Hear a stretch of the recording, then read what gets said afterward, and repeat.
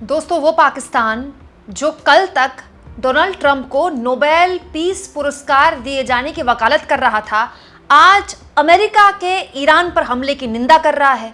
और वो Donald Trump जो कल तक बार बार दुनिया के आगे बोल रहे थे, उन्होंने ये युद्ध रुकवा दिया, वो युद्ध रुकवा दिया, उनको नोबेल मिलना चाहिए, उनको ये मिलना चाहिए, आज कह रहे हैं कि उन्होंने ईरान के परमाणु ठिकानों पर इसीलिए हमला किया क्योंकि वो शांति चाहते हैं। दोस्तों, इससे बड़ा मजाक आज के दौर में कुछ हो नहीं सकता। लेकिन एक्चुअली में अब जो संकेत मिल रहे हैं दोस्तों, वो सीरियस वाले मिल रहे हैं, मजाक वाले नहीं मिल रहे हैं। और वो संकेत अमेरिका से निकल कर आए हैं।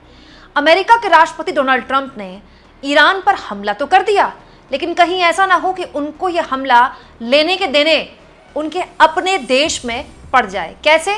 क्योंकि अमेरिका में बड़े स्तर पर सांसद, जी हाँ दोस्तों, अमेरिका के सांसद इस बात का विरोध कर रहे हैं कि डोनाल्ड ट्रंप ने किससे पूछकर ईरान पर हमला कर दिया।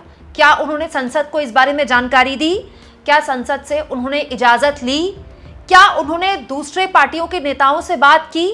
आखिर अमेरिका के राष्ट्रपति डोनाल्ड ट्रंप क्या समझते हैं कि उन्होंने इतना बड़ा फैसला ले लिया? यही नहीं दोस्तों, अमेरिका के कुछ सांसद हैं जो ये भी आरोप लगा रहे हैं अमेरिका के राष्ट्रपति पर कि अमेरिका के राष्ट्रपति डोनाल्ड ट्रंप का जल्द से जल्द इम्पीचमेंट हो जाना चाहिए। मतलब उन पर महाभियोग चलना चाहिए, मतलब उनको जबरन उनकी कुर्सी से निकालकर बाहर कर देना चाहिए। दोस्तों, सब कुछ तफसील से बताऊंगी। दोस्तों, इसके अलावा ये भी बताऊंगी कि एक वीडियो है सोशल मीडिया में जिसमें दावा किया जा रहा है कि अमेरिका की जनता ट्रंप के खिलाफ सड़कों पर उतर आई है। तो क्या वाकई ऐसा है? लेकिन उससे पहले आपके सामने ऐसे सिलसिलेवार तरीके से अमेरिका के सांसदों का नाम रख देती हूँ, उन्होंने जो बयान दिया है वो रख देती हूँ, जो ये बताता है दोस्तों कि अमेरिका के राष्ट्रपति डोनाल्ड ट्रंप डोमेस्टिक पॉलिटिक्स में इस हमले के बाद बुरी तरह से राजनीतिक तौर पर फंस सकते हैं। दोस्तों, अमेरिका की सांसद हैं एलेक्जेंड्रिया ओकासिया। उन्होंने देखिए डोनाल्ड ट्रंप के इस हमले की न केवल निंदा की है, बल्कि ट्रंप के हमले के लिए कह दिया कि इनको तो इम्पीच कर दिया जाना चाहिए, मतलब इन पर महाभियोग चलना चाहिए। एलेक्जेंड्रिया ओकासा कह रही हैं, बिना अनुमति के ईरान पर बमबारी करने का राष्ट्रपति का विनाशकारी निर्णय संविधान और कांग्रेस की युद्ध शक्तियों का गंभीर उल्लंघन है। उन्होंने आवेग में आकर ऐसा युद्ध छेड़ने का जोखिम उठाया है जो हमें पीढ़ियों तक फंसा सकता है। ये निश्चित रूप से महाभियोग का आधार है। तो डोनाल्ड ट्रंप की धुर विरोधी, उनकी विरोधी पार्टी की सांसद ये कह रही हैं कि बिना कांग्रेस को, बिना संसद को अपने कॉन्फिडेंस में लिए ट्रंप ने अपने स्तर पर युद्ध छेड़ दिया, जिसमें अब अमेरिका के सामने संकट हो गया है कि वो ईरान में लंबे वक्त तक फंस सकता है। तो ये आधार है, ट्रंप के ऊपर महाभियोग चलना चाहिए। इसके अलावा दोस्तों, बेर्निया सैंडर्स, माफ़ कीजिएगा अगर मैं कोई गलत प्रोनाउंसिएशन कर रही हूँ, क्योंकि मेरी, आप जानते हैं, अंग्रेज़ी बहुत अच्छी नहीं है। तो दोस्तों, बेर्नी सैंडर्स एक और बहुत विरोधी हैं डोनाल्ड ट्रंप के अमेरिका में। ये भी सांसद हैं और ये अमेरिका के बहुत वरिष्ठतम सांसदों में से एक है। काफ़ी अनुभव है इनको वहाँ की संसदीय प्रणाली का। वो बाकायदा एक सभा में बोल रहे थे, और जब वो बोल रहे थे अपने लोगों के बीच, अचानक से उनके पास खबर आई कि ट्रंप ने ईरान पर हमला कर दिया है। उसके बाद उनका रिएक्शन देखिए, वो किस तरह से नाराज हो गए, और उसके बाद इस हमले का वहां पर बैठी पब्लिक ने क्या जबरदस्त तरीके से विरोध किया। देखिए, ये वीडियो मैं उनके खुद के सोशल मीडिया हैंडल से आपको दिखा रही हूँ।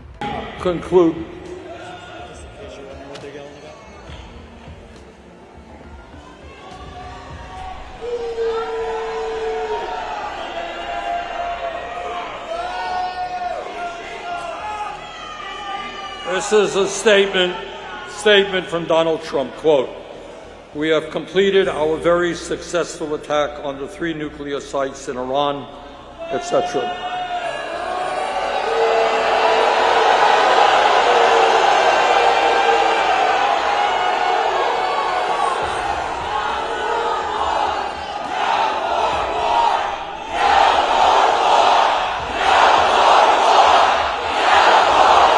दोस्तों, इस वीडियो में हमने देखा कि कैसे जैसे ही उनके पास पर्ची आती है सांसद बेर्ने सैंडर्स के पास कि ट्रंप ने हमला कर दिया ईरान पर, वैसे ही वो जनता को बताते हैं कि देखिए अभी मुझे ये खबर मिली है, और फिर जनता उसका विरोध करती है।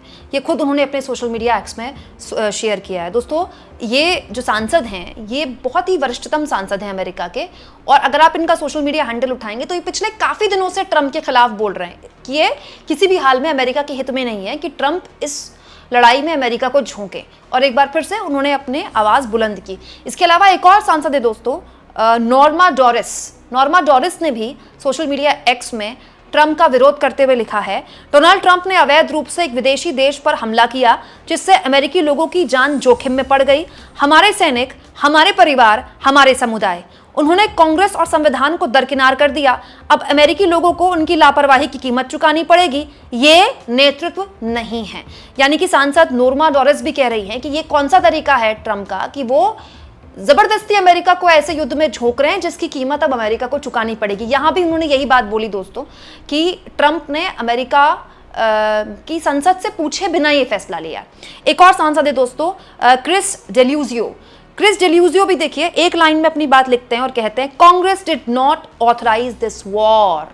संसद ने ये वॉर ऑथराइज नहीं की थी, मतलब संसद से इजाजत नहीं ली गई इस वॉर को शुरू करने से पहले। एक लाइन में अपनी बात बोल दी। वहीं अमेरिकी सांसद यास्मीन अंसारी ने डोनाल्ड ट्रंप को निशाने पर लेते हुए कहा, ट्रंप ने कांग्रेस की अनुमति के बिना ईरान के खिलाफ अवैध रूप से सैन्य कार्रवाई की, जिससे हमें एक और अनंतहीन युद्ध में घसीटने का जोखिम उठाना पड़ा। मैं युद्ध शक्तियों के प्रस्ताव पर मतदान करने के लिए कांग्रेस के तत्काल आपातकालीन सत्र का आह्वान कर रही हूं। इसके अलावा सांसद डॉन बेयर ने भी कहा, राष्ट्रपति ट्रंप के पास कांग्रेस की अनुमति के बिना ईरान के साथ युद्ध करने का कोई संवैधानिक अधिकार नहीं है तथा कांग्रेस ने भी इसकी अनुमति नहीं दी है। सभी सांसद दोस्तों एक सुर में यही बात बोल रहे हैं कि ट्रंप ने कांग्रेस से बिना पूछे, यानी कि संसद से बिना पूछे, वहां की संसद को कांग्रेस कहते हैं, वहां के सांसदों को कांग्रेसमैन कहते हैं, तो आप कांग्रेस को यहाँ की पार्टी कांग्रेस से वो मत कीजिएगा, कंफ्यूज मत कीजिएगा। तो वहां के जो सांसद है वो यही कह रहे हैं बार बार कि अमेरिका के राष्ट्रपति ट्रंप ने ये कौन सा नेतृत्व दिखाया कि उन्होंने दूसरे देश के युद्ध में अमेरिका को फंसा दिया बिना वहां की संसद से इजाजत लिए। दोस्तों वैसे इन चीजों में एक और बड़ी दिलचस्प चीज हमको देखने को मिलती है, अमूमन इस तरह का हमला कोई भी राष्ट्राध्यक्ष करता है किसी दूसरे देश में तो उस देश के लोगों से कहा जाता है शांति बनाए रखें और अपने राष्ट्राध्यक्ष के पीछे खड़े हो जाएं, अपने नेता के पीछे खड़े हो जाएं। लेकिन देखिए अमेरिका का लोकतंत्र कितना महान है और वहां विरोध की आवाजों को कितनी ताकत है कि ऐसे दौर में जब अमेरिका ने युद्ध छेड़ दिया है ईरान के खिलाफ, उनसे उनके विरोधी किसी भी सांसद की तरफ से ऐसी बात नहीं आ रही कि युद्ध का माहौल है, अभी सवाल मत पूछो, सवाल बाद में पूछेंगे। वो ऐसे माहौल में खुलकर अमेरिका के राष्ट्रपति की आलोचना कर रहे हैं। बहुत बड़ी बात है दोस्तों, ये अमेरिका के लोकतंत्र की महानता की गाथा बताता है। लेकिन अब आ जाते हैं अमेरिका के राष्ट्रपति डोनाल्ड ट्रंप की मुश्किल पर। दोस्तों अब जरा इस तस्वीर को देखिए, व्हाइट हाउस द्वारा ये तस्वीरें शेयर की गई। ये तस्वीरें तब की हैं जब ट्रंप अपने अधिकारियों के साथ बैठकर वो सब कुछ लाइव देख रहे थे, किस तरह से ईरान के परमाणु ठिकानों को उन पर बम गिराए जा रहे थे। दरअसल ये तरीका है व्हाइट हाउस का, जब भी वहां के राष्ट्रपति कोई बड़ा ऑपरेशन अमेरिका करता है तो वहां के राष्ट्रपति बैठकर सब कुछ लाइव देखते हैं और ऐसी ही तस्वीर उसके बाद में शेयर की जाती है। व्हाइट हाउस ने भी तस्वीरें शेयर की हैं। और जरा क्लोज मारिए इस फोटो में दोस्तों, क्लोज नजर मारिए, इसमें आपको पता चलेगा डोनाल्ड ट्रंप के सर पर एक कैप है, उसमें लिखा है मागा, मेक अमेरिका ग्रेट अगेन। ये ट्रंप का नारा था चुनाव में। चुनाव के बाद भी वो अपने नारे को मजबूती से बताते हैं कि वो जो भी कर रहे हैं उससे अमेरिका ग्रेट बनेगा, मेक अमेरिका ग्रेट अगेन। इस नारे के तहत ट्रंप ने कहा था वो दूसरों के युद्ध में नहीं पड़ेंगे, वो अमेरिका का पैसा बाहर नहीं जाने देंगे, अमेरिका की फालतू जो फिजूल खर्ची है प्रशासन की वो बंद करेंगे।